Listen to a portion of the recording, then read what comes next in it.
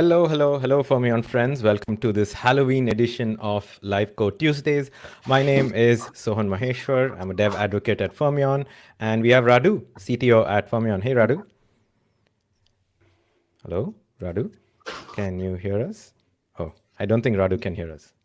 Oh, there I can hear you, but I can hear double, and I'm not sure where it's coming from. Is your YouTube stream running in the background, perhaps?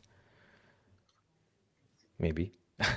So today is going to be a spooky edition of Live Code Tuesdays because, well, today is Halloween, and what can be scarier than deploying to Kubernetes? So we are actually going to try and deploy to Kubernetes. But before that, this is office hours in a way, so feel free to ask us questions. Let us know where you're streaming in from. I see Vamshi here. Oh, I think Radu has joined. Vamshi, let us know where you're joining in from. Thanks for joining the stream as well.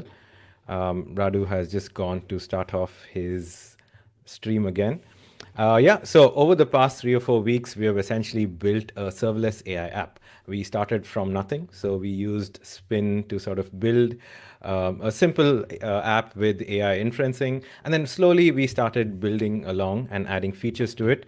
If you want to catch up with everything, this is the link that you should follow, which is github.com/Radu/my-new-stream-app. Oh, there he is. Speaking of Radu.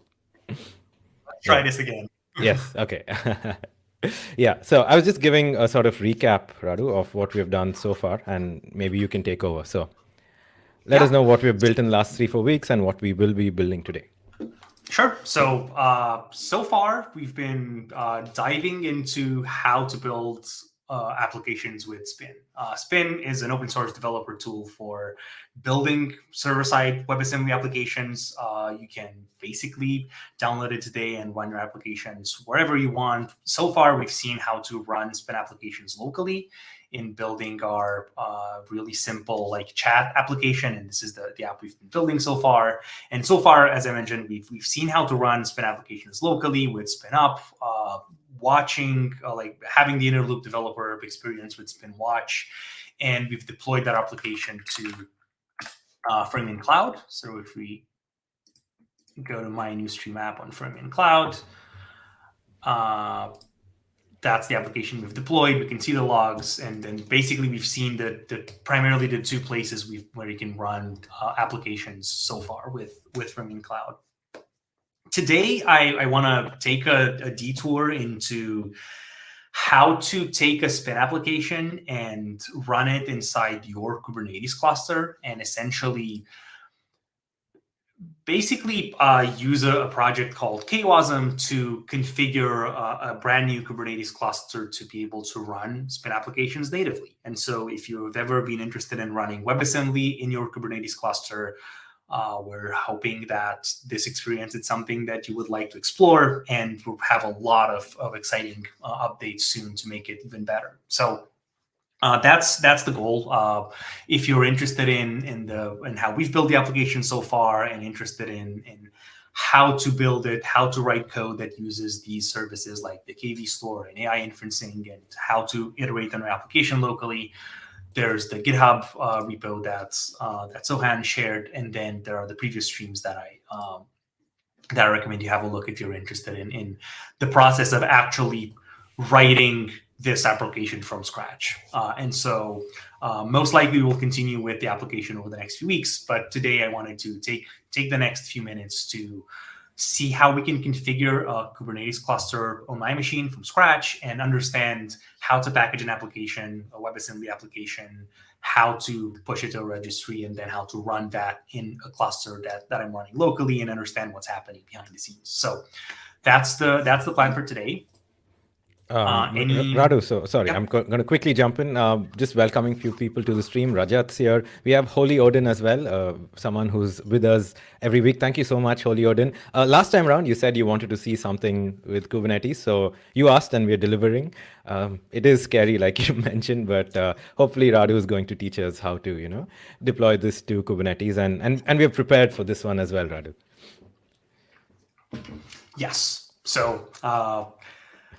Hi, everyone. Really excited to get people from the previous streams in. And please keep the suggestions on what you would like to see and the kinds of applications and the features and the kinds of things that we show here that you would like to see. Really happy to learn more about what people are interested in. So if you have questions, if you have thoughts, if you have suggestions, please leave them in the comments. Cool. So let's start from scratch. I'm going to do this so that it's clear that I'm starting from scratch. Clusters. We have no clusters. Docker. Yes, we don't have anything running. So the goal for the next few minutes is to create a Kubernetes cluster from scratch on my machine, configure it to be able to run spin applications, deploy a spin application, like a really simple one, and understand what's happening, and then dive into the cluster, dive into how that works, and dive into what's coming really soon to make this experience even better. So without further ado, if you want to follow along, there are a few things that you're going to need. First one is spin, github.com Fermyon spin. This is the command line tool that will help us create applications, scaffold the Kubernetes file, the Kubernetes manifest using the plugin, and then deploy it. The second thing that you're going to need is something called Kwasm. This is a project from the really cool folks at Liquid Reply. And it's a project that really makes the process of configuring your cluster like a really standard Kubernetes cluster, configuring it to be able to run WebAssembly natively. And so we're going to use the quick start from their documentation. Again, really cool project. That project behind the scenes uses the containerd Wasm shim, which is a project from the Deis Labs folks that make it possible to specifically target spin to be able to run in your Kubernetes cluster. And this is built in turn on top of another project called Wasm, which also started by the folks at Microsoft, donated to the containerd project, that basically abstracts away how containerd works and is able to run other things that are not just containers inside containerd, things like WebAssembly modules in this case. So, and then a way to run Docker containers locally is what you'll need as well. I'm running Docker Desktop. And so those are the tools you're going to need. And yeah, let's just dive right into it. I'm using Spin. I have Spin configured locally, as I showed. I have Docker locally, and then I have the kind CLI, but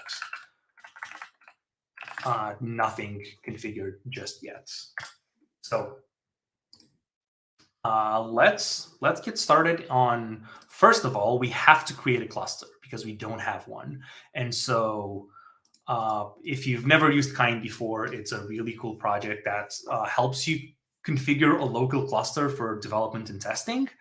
That's running, like the nodes for the cluster are running as containers on your machine. And so it configures the networking, it configures everything that so that you can have the experience of kube control, create or apply, or get pods, and the whole Kubernetes experience that you're expecting. So go through the quick start. I'm just going to create a cluster.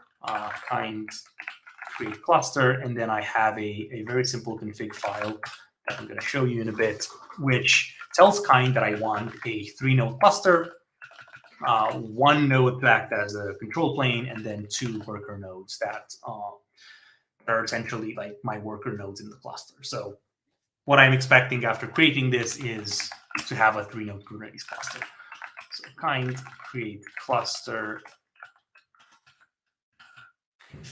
config YAML, the file that we just saw, and this will work behind the scenes to run the containers and do the whole process for running the cluster. In the meantime, you could have a look at what's exactly happening behind the scenes. It's literally running the Kubernetes node images as containers in my machine and starting the cluster. And while that's happening, we can basically go through the Kwasm quick start guide to understand what exactly is happening. So by default, Kubernetes, this is the Kind cluster that I created, uses a container runtime called containerd. which if you've ever deployed a Kubernetes pod onto a cluster, it contains a reference to a container image. Container D is the part of your infrastructure, the part of your cluster that understands how to run that container image. So Kubernetes, the API server of Kubernetes, takes you in your deployment manifest or your pod manifest, and eventually passes that down to the node. Node passes that to container D. Container D essentially reads the image and runs your pod. The whole point of Run WASI, as I mentioned, is to teach container D how to run other types of artifacts that are not just container images. And primarily, the goal for Run WASI is to run WebAssembly workloads inside your container runtime. And so the Run WASI project is just sort of lays down the base infrastructure for how to plug in various ways to run WebAssembly workloads. We're going to have a look specifically at an implementation of container D that knows how to run spin. If you want to follow along directly from the documentation of the spin implementation, the quick start guide should have you covered on how to configure a cluster and then how to run everything.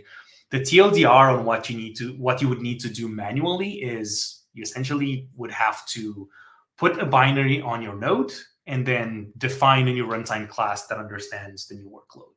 And that is the manual process that the Kwasm project is abstracting entirely. So we will follow the quick start guide, and the Helm chart that has the Kwasm operator takes care of all of that for us automatically. So we add a Helm repo. We already have it. And then we're going to do a Helm install on our cluster. And this is essentially the process that iterates through all the eligible nodes, and then we'll configure them. It'll configure their container D to be able to run WebAssembly workloads. So if I'm using like a terminal dashboard for Kubernetes, this is the operator that essentially is listening for events, and whenever we're going to label a node, it will configure everything for us. So last step here is annotate the node to tell Kubernetes that, yep, this node is able to is like a Kwasm node, as in it should be able to run WebAssembly workloads. So at this point, the Kubernetes setup requires one more step, and that is we need to define that new runtime class. So this tells Kubernetes that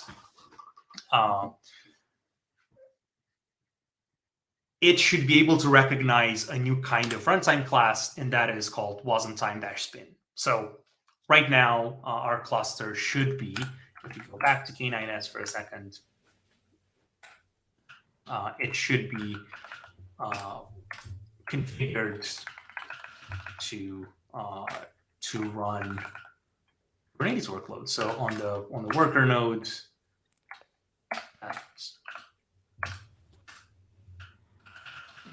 it's still happening. Okay,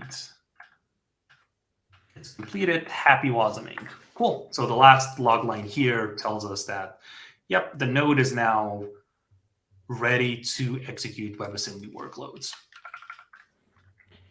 And Radu, I have a question here. Can you tell us a little more about the Wasm time runtime class that you just added, right? Why is that so relevant, and why is it actually needed in this instance? Yeah. So every workload in Kubernetes targets a specific runtime class. It is, again, pointing back to the low-level container runtime implementation that a specific workload has to run. If you're familiar with virtualization projects, there are runtime classes that are able to execute your container image as a virtual machine instead, so with a higher level of isolation between workloads, and that's just another type of runtime class. And so this one just defines that our node our Kubernetes cluster is able to execute a new type of workload called Wasm time their spin, and that workload is basically going to be annotated with that runtime class, and so the Kubernetes node should know which container implementation to use when executing that workload. So you could, this means that our node right now is able to both execute a regular container image and the WebAssembly workload side by side. So that's the idea here, is to be able to distinguish whenever we schedule a new workload, to tell the Kubernetes node, this is a regular container, this is a WebAssembly workload, this might be something else like a VM, this might be, again, something else entirely. So that's the idea behind runtime classes. Got it. Okay. Yeah. Thank you so much, Radu, for clarifying that. For folks just joining in, this is Live Code Tuesdays. I'm Sohan. We have Radu. We are deploying our app to Kubernetes, our WebAssembly app to Kubernetes. We've been building this app over the course of the last few weeks. If you just joined us for the first time, the app can be found here in this GitHub link that you see here. You can deploy it, and yeah, just follow us along. Let us know where you're viewing from, and also if you have any questions, feel free to put them in the chat. Also, I put in a bunch of links for things like Kwasm, kind, and also the containerd Wasm shim, which Radu is actually using at this point of time. So yeah, over to you, Radu. Yeah. So at this point, I think we basically get started with a new application, or like go through the whole spin new, spin build process and try to deploy an application on our machine. So let's do spin new, and let's give it a Kubernetes test. I'm going to go with, it doesn't really matter. I'm just going to go with Rust for this one. Set the defaults. I'm going to Kubernetes Rust, Kubernetes test, and this is just a regular spin application. So if you've seen the previous couple of streams, we've basically just gone through this process of doing spin new and then scaffolding a new application. And this is just a simple handler function that takes in a request, returns a response, and then just hello.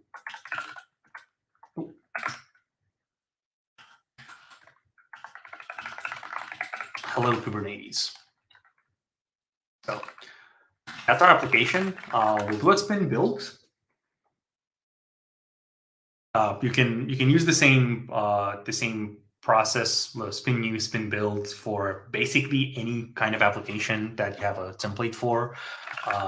Whenever we did a spin build, the build command was executed here. So if you've paid attention, it was cargo build target wasm 32 WASI, and that's what spin executes when you do a spin build. And so at this point, we can run our application locally on our machine. And if we do a curl localhost 3000, that's our application. Like we've taken our application, built it into a WebAssembly component, and now it's running on our machine. What we've seen so far up until this stream has been spin cloud deploy. And this process takes your application and pushes it to Fermyon Cloud, where you'll have the application deployed, and basically have that available everywhere. And of course, I'm in the wrong directory.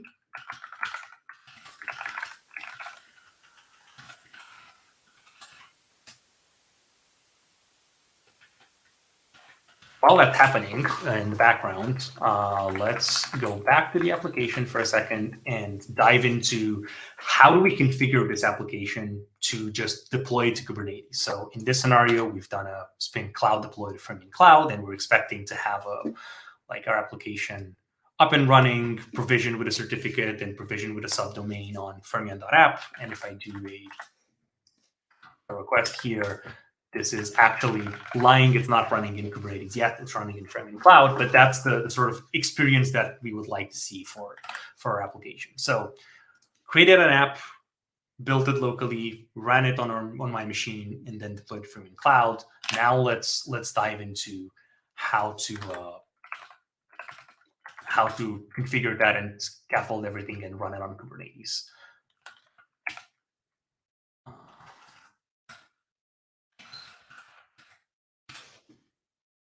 And we're using a very simple plugin that Chris from our team built, which essentially gives you the build and push and deploy commands that you would expect from a Spin deployment plugin.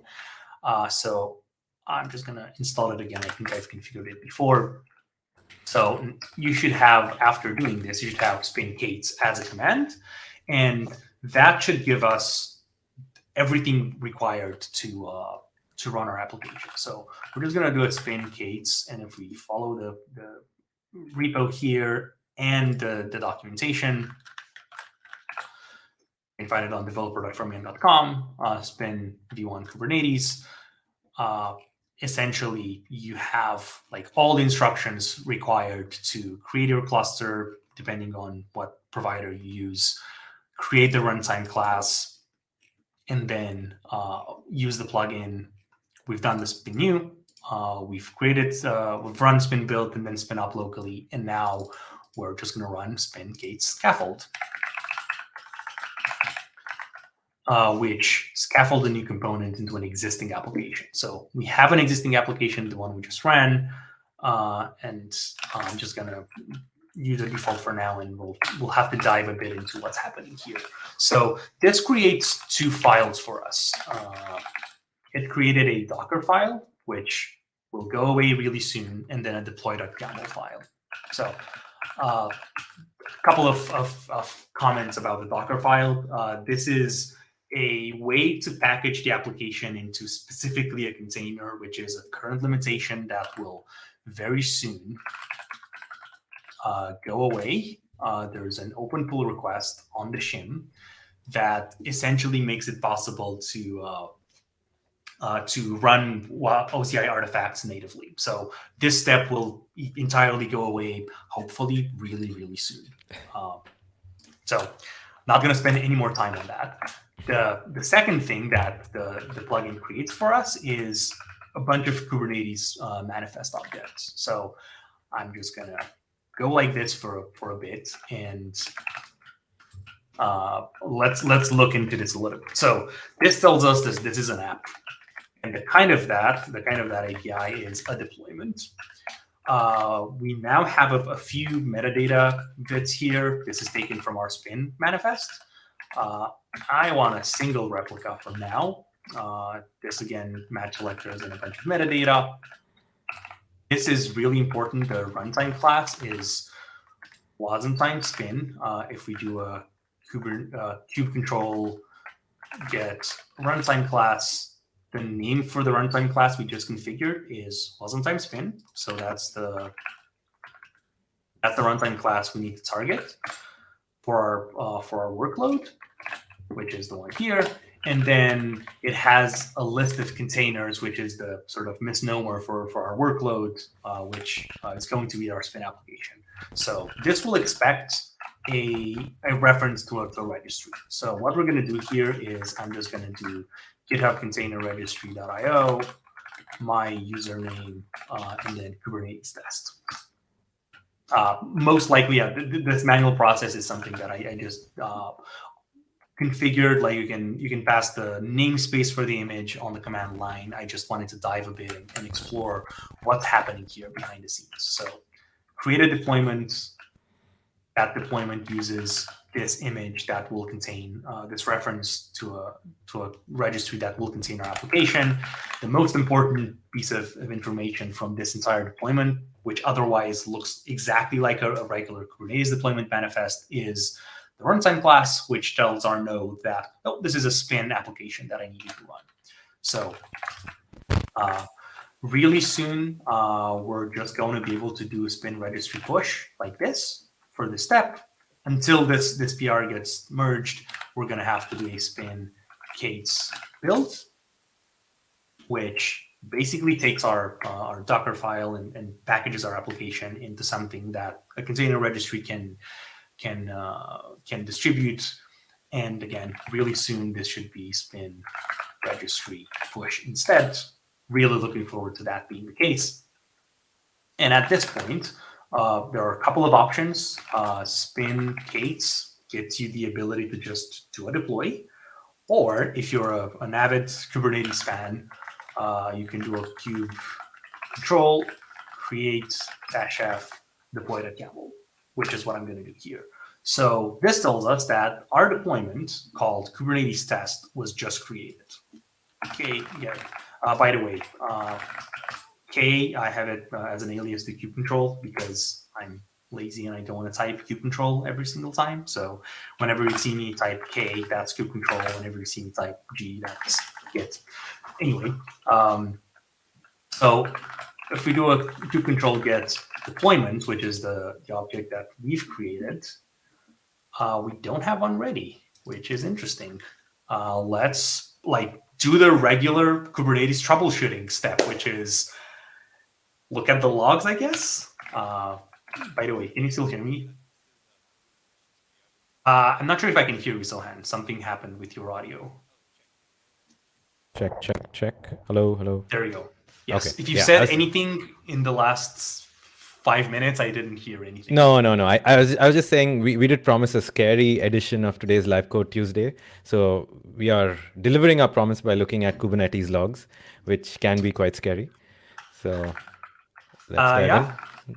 Yeah, control get pods. You can, if you're familiar with the dance, it's Kubernetes logs. That. Okay, this tells us something. Okay, let's use K9S, which is a pretty nice interactive tool.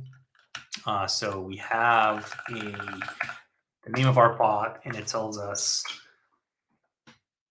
image can be pulled. Okay. Why is that the case? Trying and failing to pull image. Well, I think I have an idea. I push it to GitHub container registry to ghcr.io. Does that need like permissions or something? Exactly. So the application is called Kubernetes. Oh, did I not pull it? Did I not push it? Okay, I most likely did not. I think I just did. Spin cakes. Okay, let's do a build again. And we've built ghcr.io, Kubernetes test latest, and then we need a spin cakes push. That's the step that we missed. And so this one takes the local image, takes local artifact, pushes it to ghcr.io, and now we have 27 artifacts. And Kubernetes test is the latest. Let's just dive into package settings for a second. Change visibility to public. Kubernetes test. And let's see what's happening here. Image pull back off, which means it tried for a couple of times and then it paused. And so I'm going to do the simplest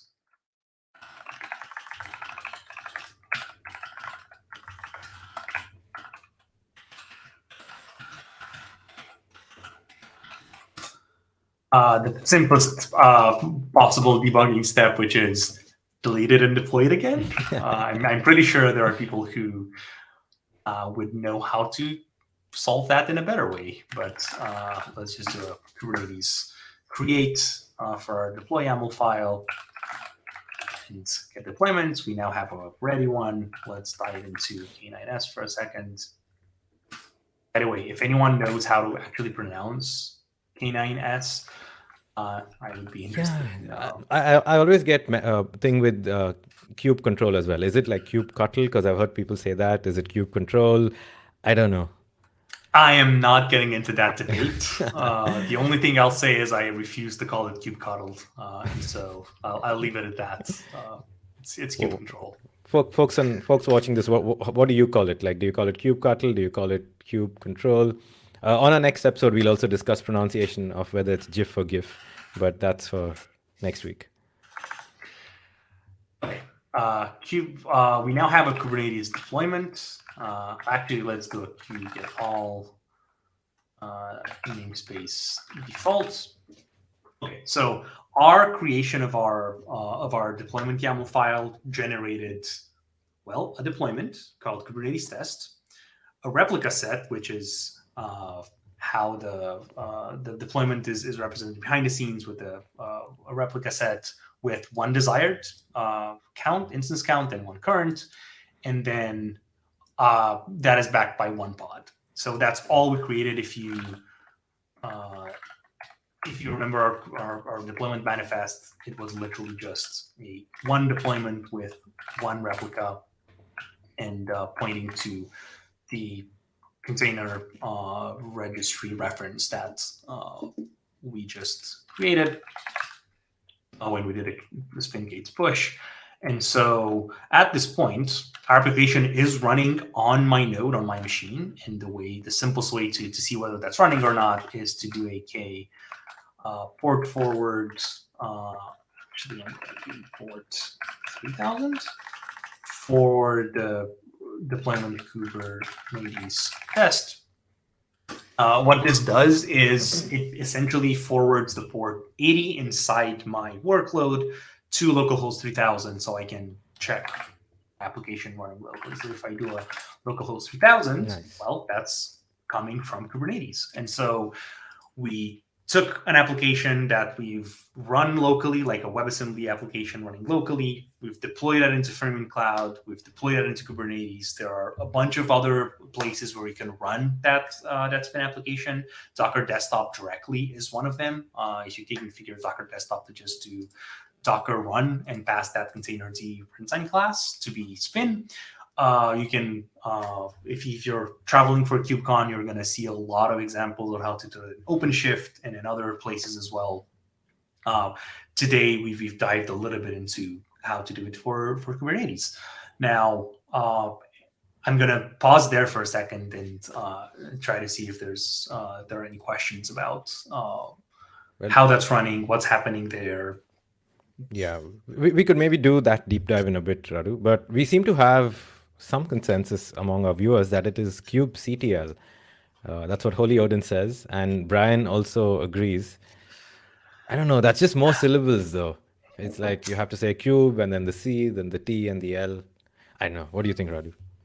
Well, I know the debate is really very heated between kubectl and kubectl, and so I choose to call it kubecontrol, which is pissing off everyone, which is my favorite. Fair enough. Yeah, folks, if you have any questions about this, we could potentially do a deep dive now, Radu, as to how it actually works and the entire workflow as well that you just mentioned. But if folks have questions about how we got this working, or if there were any other considerations of like different tools used and things, now's the time. Put them in the comments. Yep. And I'm now noticing Holy Odin's comment of image pullback off means the Docker image named wrong or could not be fetched from the registry. That was very much spot on, and it was that. Of course, it's not found in the registry because I hadn't pushed it yet. So it was, as usual, user error rather than anything else. Hey, this live streaming coding is not easy, folks, and yeah, Radu is really good at it. So at this point, let's dive a little bit into how to run something that's not just a simple application. So if you recall, our application is really, really simple. It's just a simple endpoint that returns hello Kubernetes every single time. Actually, before we do that, let's see how to do an update for this application. So hello Kubernetes from the live stream. Let's do okay. Where does this take the version of our app from? My assumption is that if we bump this, let's bump this to 02.0, and then bump the deployment file to 02.0, that if we do a spin gates build, and it marked it as latest, spin gates push. Yep, it took it from our spin.toml file, so it's now tagged as 0.2.0. So if we refresh this, it should show latest as 0.2.0. And now all we have to do is do a gate apply -f deploy with YAML. Well, gate already exists. Oh, I think that's just a warning. It doesn't mean that it failed. So it tells us is missing the last applied configuration annotation. Will be patched automatically. Cool. So I think that's just a warning that we can dive into at some point. But at this point, let's dive into K9s for a second. So this is using the 0.2.0 version. So at this point, I'm hoping that we can do a port forward again. And if we do a curl on localhost, it's not doing hello Kubernetes from the live stream. Assuming I did save that. I did. Let's do a K Kubernetes delete. Rajat says also it's just a warning about last applied annotation not available when running kube control apply -f. Okay. And what is the way to work around that? Is it just that I cannot do a kube control apply? I was expecting that it should be able to patch my deployments automatically. Okay, let's see if this port forward. Okay, it's not fetching the right image, maybe. Okay, it's been a while since I debugged Kubernetes, so let's see what's happening here. So we did push 0.2.0. Oh, again, user error. We did not do a spin build before doing all of this. So let's just bump everything to 0.3.0.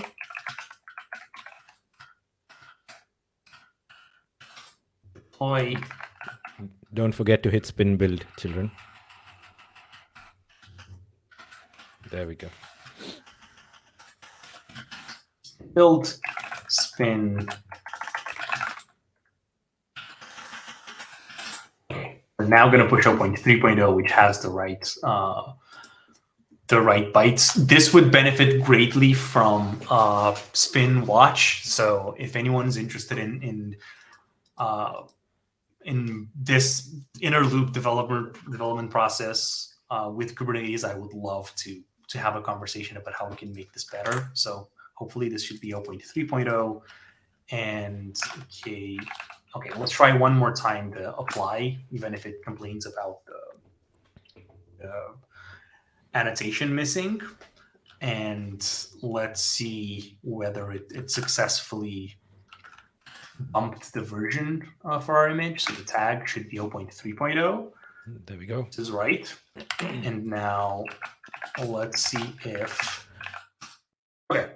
So even with the warning about the missing annotation, it's able to bump the version for our image and basically do the desired state configuration.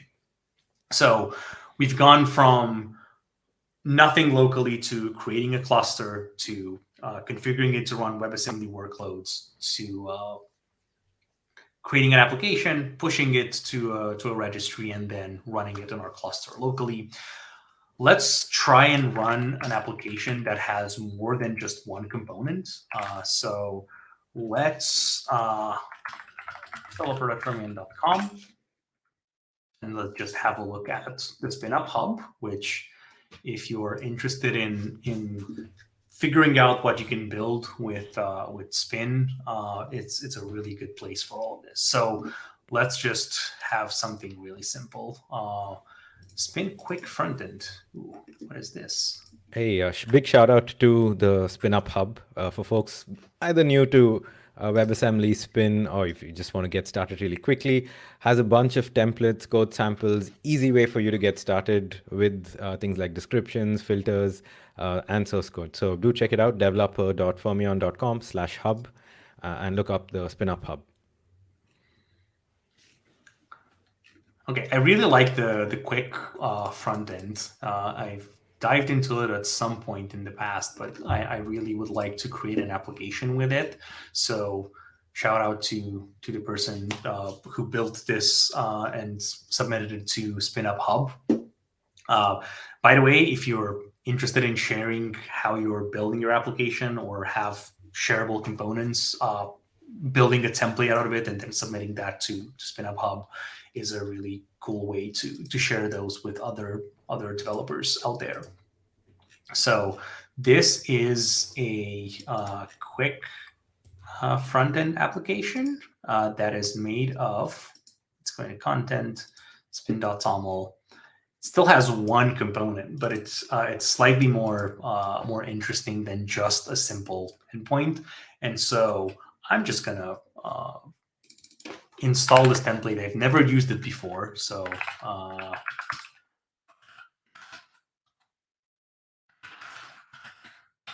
front-end test. I'm gonna install the template. And now I can basically just do a spin new quick front end. My front end. Okay. Now the instructions for this are, I don't have pnpm. Installing pnpm. I think I can do spin build. Ooh, quick, not found. Well, npm install. If your other embarrassing aliases that I have configured on my machine, num is an alias to npm because I apparently am never capable of typing npm on the first try. So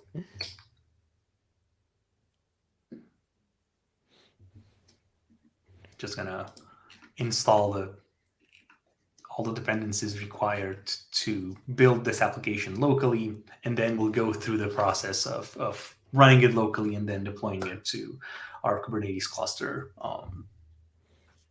If you haven't already, do join our Discord server. We have a very active Discord server with lots of great conversations and a super nice community as well.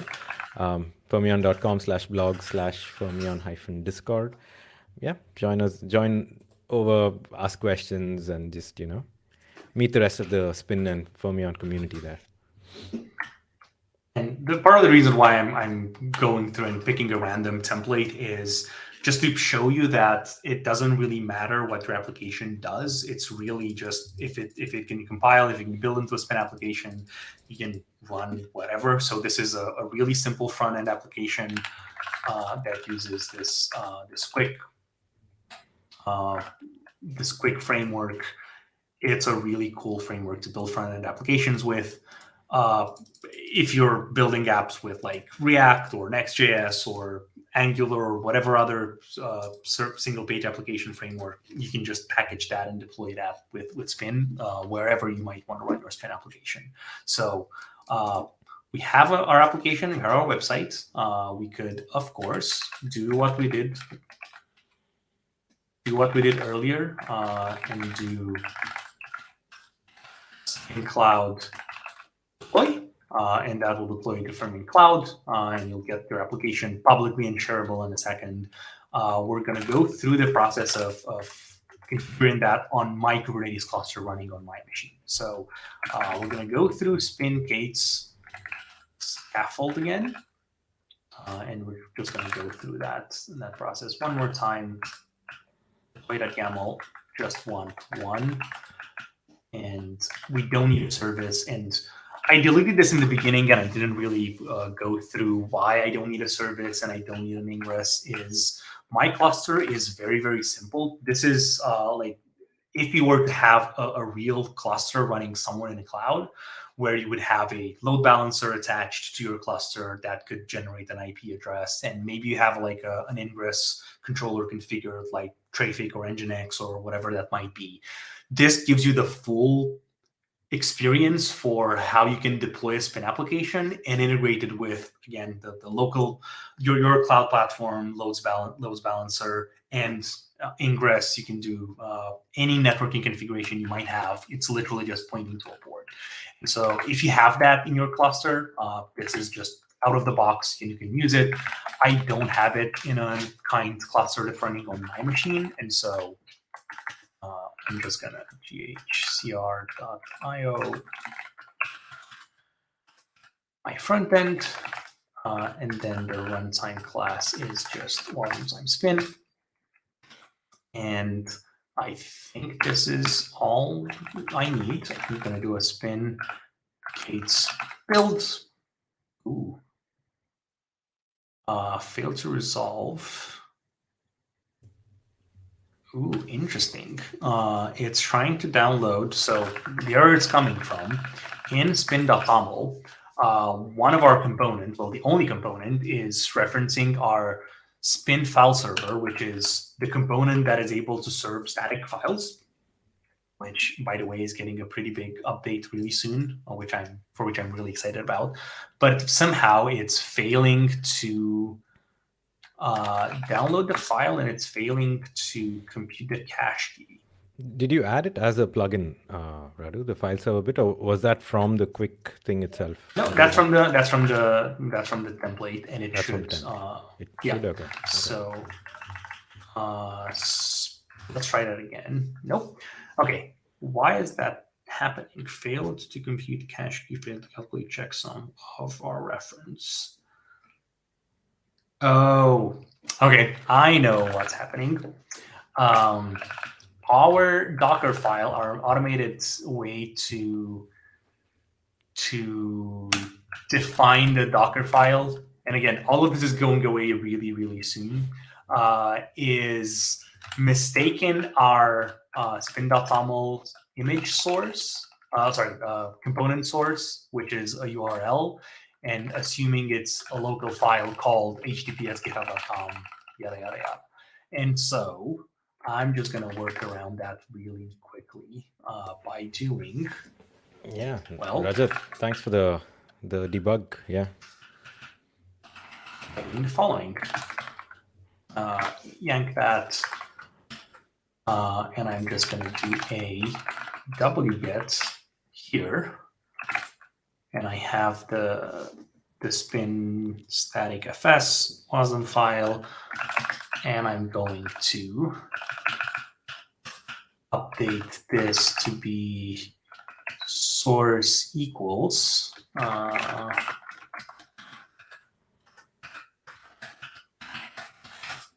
that's the right syntax. Let's try again. Spin up. Yep, I think that's the right syntax. And so we need to upload the updated Docker file to say copy spin static fs.wasm into spin static fs.wasm. I think. I mentioned all of this is going away really soon. Radu, I think Matt had the same problem a few weeks ago, and he says he also just downloaded the Wasm file locally, which is exactly what you did as well. Yeah, I cannot. Yeah, I'm really looking forward to that not being the case anymore. Yeah. So we've built the image spin push. So this is going to push our application to GitHub Container Registry, my front end 0.1.1. So let's go back here. We should have one more my front end. Let's make it public so that we avoid the issue last time. Change visibility.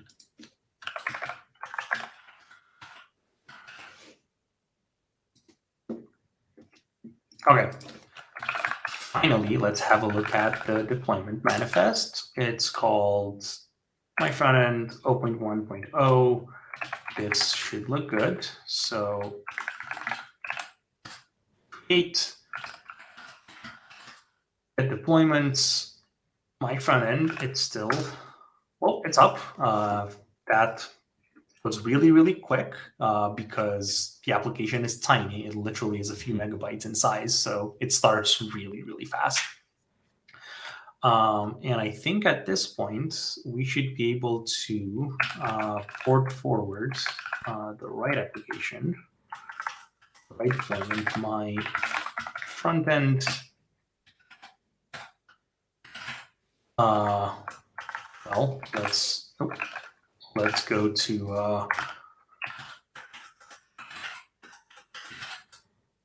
localhost 3000, and that application is now running in our Kubernetes cluster. So you're basically able to take whatever application happens to run in Spin and deploy that pretty much anywhere you want, whether that's local, whether that's Docker desktop, whether that's Kubernetes, OpenShift, whatever deployment platform you might have. And so all you need is Spin and a plugin and a cluster somewhere that you have access to, and you should be able to deploy your applications there.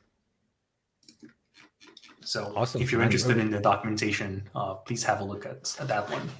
Yeah, I'm just going to link the documentation as well. But we covered so much ground in today's stream, Radu, and I'm just going to post that documentation link. Maybe a quick summary of what we did today from the start, like one by one. Yeah. So we started with nothing on our machine, just Docker running, Docker desktop running on my machine. And we configured a Kubernetes cluster using Kind. We then configured that cluster to be able to run WebAssembly workloads using a project called Kwasm. Again, shout out to the folks at Liquid Reply who made this possible. And that's built on top of all the upstream work happening in Run WASI and then in the containerd Wasm shims. But from that point, we essentially followed the quick start of Spin on Kubernetes and essentially created the runtime class, built our application, and then deployed it to Kubernetes.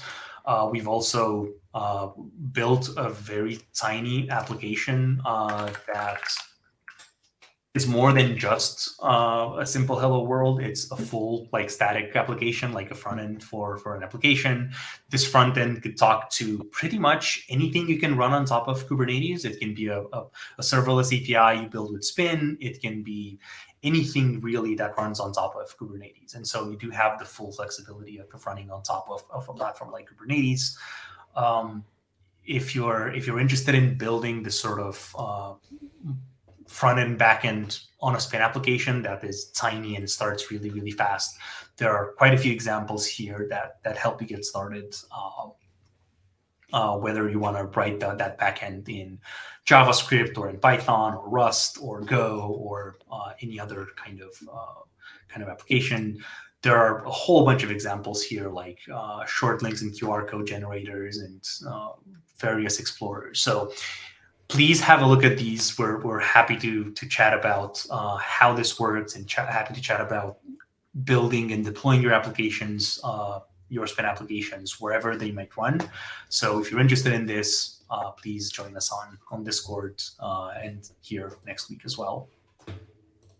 Yeah, please join our Discord. I think we have an amazing community, so it would be lovely to have you as part of the community as well.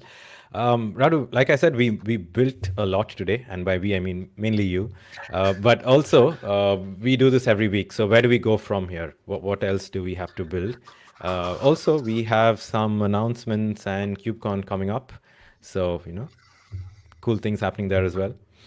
Yeah, well, getting that out of the way, keep an eye out on things happening this week and next week in preparation for KubeCon. There are a bunch of really exciting things going on that I'm looking forward to chatting about next week at KubeCon. If you are at KubeCon by any chance, please come say hi.